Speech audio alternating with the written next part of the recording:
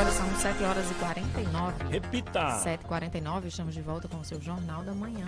É isso aí, vamos em entrevista, Patrícia. Aqui na bancada com a gente, a especialista em educação especial, Liz Amaral. Ontem foi o Dia Mundial de Conscientização do Autismo, teve uma caminhada aqui em Natal, com famílias, né, para chamar a atenção para essa situação. E é sobre isso que a gente vai conversar com ela aqui. Liz, seja bem-vinda aqui ao Jornal da Manhã. Tudo bem? Bom dia a todos. Bom dia. Mais uma vez gostaria de agradecer o convite, é um prazer estar aqui com vocês e falar de um assunto tão importante, né, como vocês já trouxeram.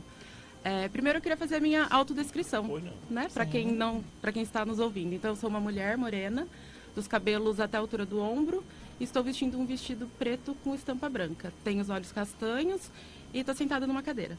Tudo bem? Peço também para que vocês exercitem façam esse exercício, né, de sempre estar fazendo essa autodescrição. Enfim, fica para a próxima, tá bem? Maravilha, show de bola.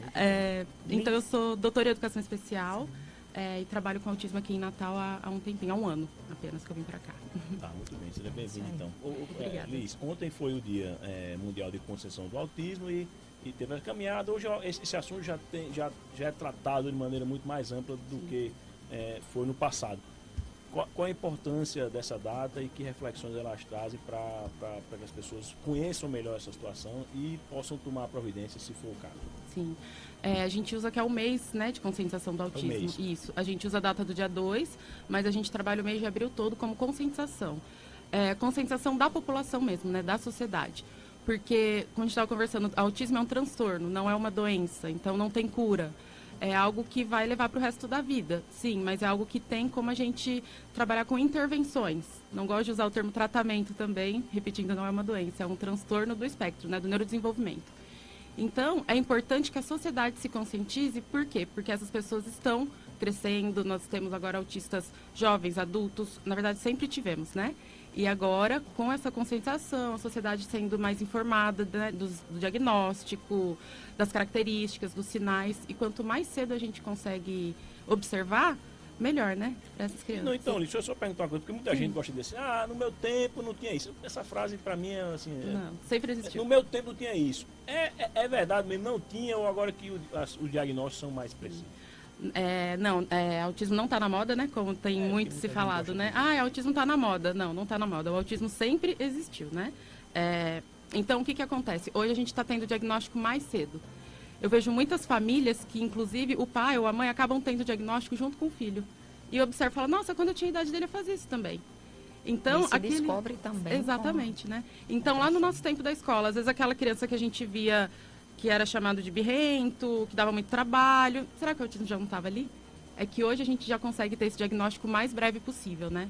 E aí você falou sobre a conscientização da população. Sim. E aí me traz realmente o gancho da questão do bullying, né? Que muitas vezes essas crianças, as pessoas que sofrem do transtorno, passam, né? E essa conscientização é importante nesse sentido também, porque recentemente teve até um vídeo, né? Que passou bastante nas redes sociais sobre uma menina na escola do Rio de Janeiro que ela sofreu bullying por causa disso. Então, como trabalhar isso aí, né? Até que ponto, por exemplo, no caso de uma criança, ela entender, porque o bullying também é uma prática muitas vezes no meio infantil, no meio das crianças, tido às vezes como uma brincadeira, o que não é, porque ele tem uma repercussão muito maior, porque é repetitivo, né? Mas como então fazer essa intervenção aí, essa educação, trabalhar essas questões?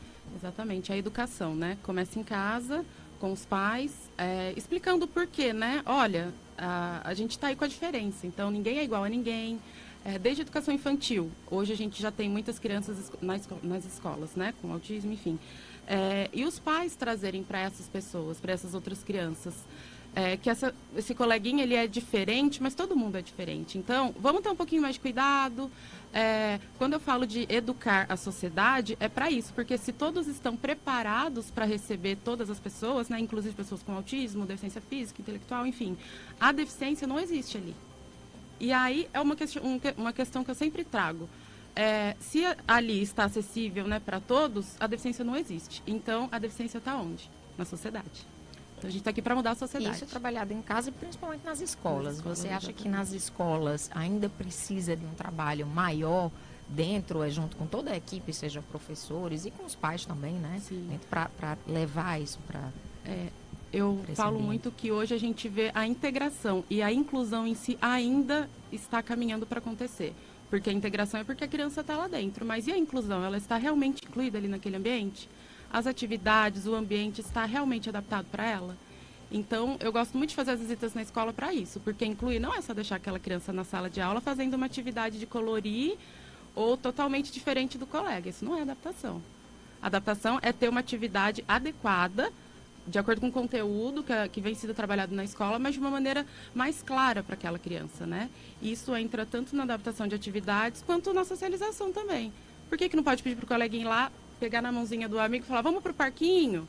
Ou se esse amiguinho não aceitar, falar, olha, espera um pouquinho, daqui a pouco você vai e chama seu colega de novo. Então, as escolas precisam, sim, de muita formação. Ô, Liz, uma fase importante é a identificação dos primeiros sinais, precocemente, e os pais tomarem a decisão de procurar tratamento, que muitas vezes não acontece, porque muita gente procura ter uma postura, de certa forma, negacionista. Não, isso não é, porque as pessoas não aceitam, né? De certa forma, é um estigma, né? De certa forma.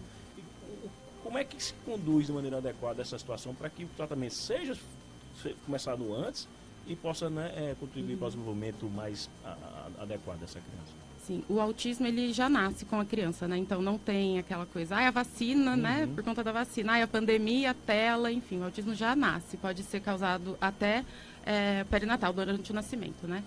Então, a gente já começa a observar alguns sinais. Por isso a importância de sempre estar divulgando quais são esses sinais.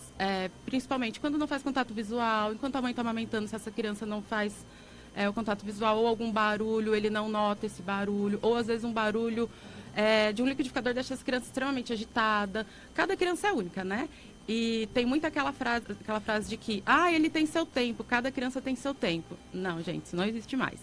Cada criança tem seu tempo, vírgula. Se observou alguma coisa que está fora do comum, vamos procurar ajuda, né? Essa intervenção tem que vir o mais quanto breve antes, possível, né? E o que é que você diria que hoje são os principais desafios tanto para os pais, né? Acompanhar e chegar tão cedo aí também nesse diagnóstico, como para familiares, professores, para as pessoas que estão aí convivendo mais de perto com essas pessoas com transtorno. Aliás, todos nós, né? Sim, todos nós, exatamente. Eu acredito que ainda falta um pouco de informação e formação para todos os profissionais, sociedade, família, porque os pais ainda passam pela fase de aceitação, a negação, como você trouxe, mas também a fase do luto, né? Não, isso vai passar. Eu ainda não acredito que meu filho seja ou não autista, né? E sempre quando os pais chegam para mim, eu falo, olha, se você ainda não tem certeza, procura outro profissional. Procure quantos profissionais forem necessários até você se sentir seguro desse diagnóstico. E quando a gente fala, né, para observar muito esses sinais desde cedo, quando a gente sai da maternidade, eu digo que eu sou mãe também, né? Quando a gente sai da maternidade, entrega lá a carteirinha de vacinação, tem lá os marcos do desenvolvimento. E não é falado isso pra gente. Sim. Então, a gente tem informação na nossa mão, mas não é divulgada, né? Às vezes a gente não sabe até interpretar ou usar essa informação. Exato, e lá tem o que é esperado a cada mês. E ninguém fala isso pra gente. Então, tem informação aí, mas não é divulgado. Então, eu acredito que precisa sim de ser divulgado. Enfim, tem que ter essa informação. Ô, Liz, dentre as muitas angústias que afetam os pais, eu sou pai de um autista, a gente tem um filho de 4 anos que já está no tratamento, a gente identificou cedo e tem tratamento. Mas uma das angústias dos pais é com relação à vida adulta. Como é que vai ser quando ele for adulto? Ele vai ter condições de estudar, de ter uma profissão? Essa é uma angústia que bate os pais. Quais são as perspectivas hoje para que uma criança do espectro, quando crescer, tenha uma vida funcional, seja uma pessoa que seja independente e não precise tanto do suporte dos pais e de especialistas? É uma preocupação de nós pais no geral, né? E quando a gente vê que tem autismo também, é uma preocupação dobrada. Todos os pais falam, mas e quando eu não estiver mais aqui, o que vai ser do meu filho, né? Por isso a gente precisa trabalhar com as intervenções e quando a gente trabalha o tratamento, né? Enfim, o que vai ser funcional para aquela criança, para aquela pessoa, quando crescer. Então, por exemplo, o seu filho. Atualmente, qual é a prioridade da família? A nossa prioridade no momento seria o desfraude. Então, a gente vai ver se ele está também preparado para esse desfraude. Ou uma outra situação. Hoje a prioridade é a comunicação. Então, a gente vai trabalhar com a comunicação. Pensando lá na frente, que são os pré-requisitos para lá na frente que ele consiga um emprego, enfim. Então, a gente trabalha na base, pensando lá na frente para que ele precise de menos suporte possível, né? Então, quanto mais cedo começar a intervenção, a gente tem... Tanto é que não pega não é o autismo que é leve, né? A gente se apega como é que é definido? Aproveita para falar como é que é essa definição. A gente se apega aos níveis de suporte. Então, existem pessoas com autismo nível de suporte 1, nível de suporte 2, nível de suporte 3. Por que a gente usa o nível de suporte? Porque ele pode, sim, ser modificado. Então, se uma criança, vamos dar um exemplo, que foi diagnosticada com 3 anos, com nível de suporte 2, se ela já iniciar a intervenção, ela pode vir a ser um nível de suporte 1. Mesma coisa que uma criança com nível de suporte 1 que não tem atendimento adequado pode vir a ser um nível de suporte 2. Por isso a importância, né, dessa intervenção o mais cedo possível. Muito bom. 8 horas em ponto. Liz Amaral, obrigado por sua presença. O microfone da Jovem Pan Natal para nosso ouvinte que quiser mais informações sobre o autismo. Enfim, o mundo era muito mais ampliado de conhecimento, mas fica à vontade para deixar aqui dicas e quem pode encontrar, se você produz algum conteúdo nesse sentido, por favor. Tá joia. Pessoal, vamos procurar informação de qualidade, né? Se quiserem me seguir nas redes sociais também, @Liz Amaral, Educação Especial. Atualmente estou como supervisora aqui, não sei se eu posso falar os locais. Pode, posso. Eu sou supervisora aba aqui na CLIAP e na Casulo, e também presto serviço para a Habilita, que é uma empresa nova que está chegando aí. Tá bem? Maravilha. Muito obrigado por sua participação aqui, sempre à disposição para novas conversas. Obrigada e bom dia a todos.